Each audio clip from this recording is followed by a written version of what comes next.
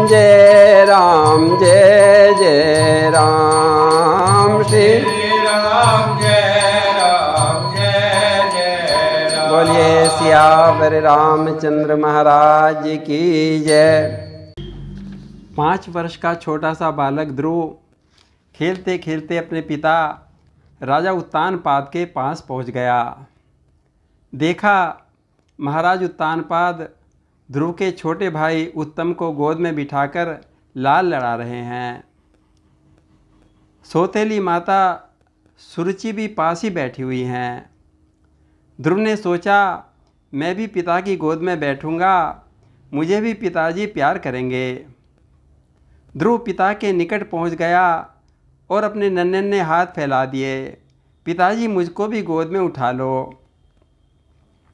किंतु छोटी माता सुरुचि के भय से राजा ने ध्रुव की ओर देखा भी नहीं। ध्रुव बार बार पिता को पुकारते हैं, किंतु राजा तो उसकी ओर ध्यान ही नहीं देता। मुख फेर लिया, ध्रुव की ओर देखा भी नहीं। ध्रुव ने बार बार पुकारने पर सौतेली माता महारानी सुरुचि बोल पड़ी, अरे बालक, तू महाराज की गोद और सिंहासन पर बैठने का अधिकारी नहीं है। तब ध्रुव जी आँखों ही आँखों में पूछ रहे थे, माता मैं तो बड़ा पुत्र हूँ, मैं भी तो अपने पिता की गोद में क्यों नहीं बैठ सकता। इतने में सुरुचि बोल उठी, ध्रुव तू इसलिए नहीं बैठ सकता क्योंकि तूने मेरी कोख से जन्म नहीं लिया, तू दूसरी स्त्री का पुत्र है। यदि तुझे राजा की गोद में बैठने की इच्छा है तो जाकर तपस्या कर, भगवान से वर मांग, फिर मेरा पुत्र बनकर मेरी कोख से जन्म ले, तभी तू इस गोद और सिंहासन पर बैठने का अधिकारी होगा। अभी तेरा और तेरी माँ का इतना पुण्य नहीं है। अपने और अपनी माता महारानी सुनीति के लिए ऐसे निरादर और विषैले वचन सुनकर बालक ध्रुव सहम गया। आँखों में आंसू भर आए, लंबी लंबी सांसें लेने लगा। राजा चुपचाप देखता सुनता रहा, परंतु बोला नहीं। बालक ध्रुव बार बार पिता की ओर देखता है, गोद में उठाने के लिए दोनों हाथ बढ़ाता है, किंतु पिता ने तो मुंह फेर लिया।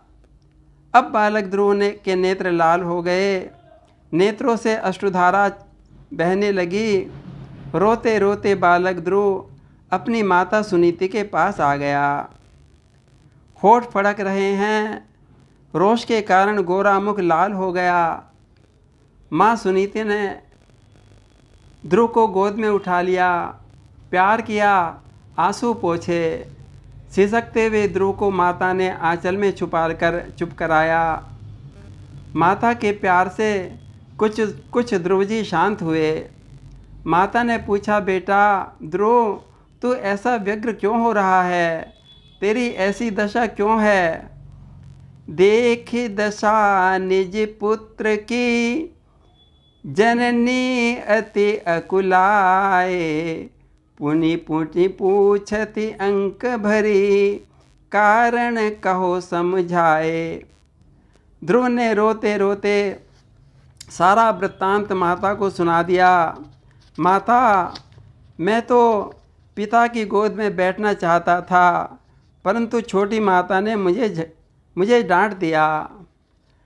चल रे अभागे हट, बैठो नहीं नप गोद, खोया अधिकार तूने एक इसी दोष से, पाया जन्म तुच्छ जननी के गर्भ द्वारा, बैठा यहाँ चाहो तो फिर जन्मो मेरी कोख से। नन्हे नन्हे हाथों से माता का मुख पकड़ लिया। ध्रुव बोले, माँ मैं भी तो पिता की गोद में बैठना चाहता हूँ। ध्रुव की माता की आंखों में आंसू आ गए। पुत्र को प्यार किया, मुख पोंछा, कहने लगी, बेटा तेरी सौतेली माँ सुरुचि ने सत्य वचन कहे हैं, हम भाग्यहीन हैं। ध्रुव पूछने लगे, माता मैं और मेरा भाई उत्तम तो समान राजकुमार हैं, फिर मैं भाग्यहीन कैसे हो गया। सुनीति बोली, बेटा तुम्हारे पिता महाराज उत्तानपाद मुझे रानी तो क्या दासी भी स्वीकार नहीं करते। किंतु बेटा ध्रुव तू चिंता मत कर, देख सबके पिता श्रीहरि हैं, मैं ही सारे संसार को अपनी गोद में बिठाते हैं, तू उन्हीं श्रीहरि की शरण में चला जा, मैं ही जगत पिता तुझे सच्चा प्यार देंगे और अपनी गोद में बैठा लेंगे। सच्चे संबंधी श्रीहरि हैं तुम्हारे लाल, लालक प्रतिपालक है पिता समस्त लोक के, उन्हीं की है गोद है निर्भय सुखदाई पुत्र, उनमें सबको बिठा में दृष्टि करना बिलोक के। माता सुनीति ने ध्रुव को शिक्षा दी, बेटा तेरी सौतेली माँ ने तेरे कल्याण के लिए ही इस तरह की बातें कही हैं। भगवान श्री हरि तुझे अपनी गोद में बिठाना चाहते हैं, तू उन्हीं की शरण में चला जा। माता की बात सुनकर ध्रुव जी के बाल मन में भगवान का अनुराग जाग गया। कहने लगे, माँ अब मैं पिता से कुछ नहीं मांगूंगा, अब तो परम पिता की गोद में ही बैठूंगा, उन्हीं से मांगूंगा।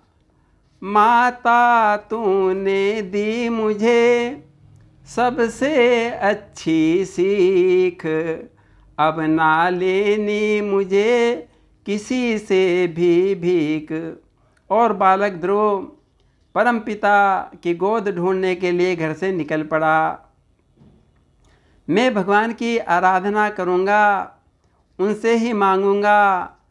कुछ ही दूर चला था, मार्ग में नारद जी मिल गए। बालक ध्रुव चरणों में गिर पड़ा।